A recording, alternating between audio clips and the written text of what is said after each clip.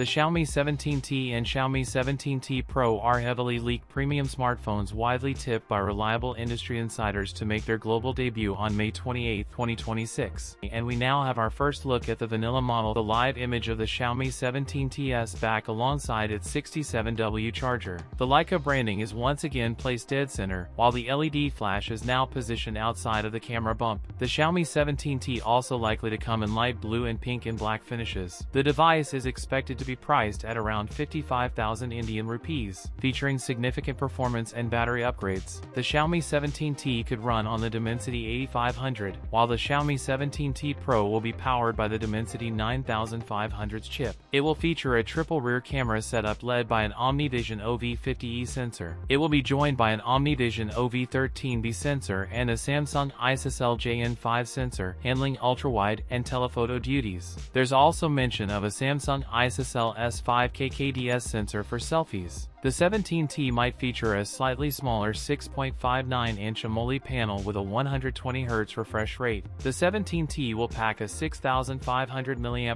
battery. The charging speed remains unchanged at 67W. That's it for today's video. If you enjoyed it, don't forget to like, comment, and subscribe for more content. Thanks for watching, and I'll see you in the next one.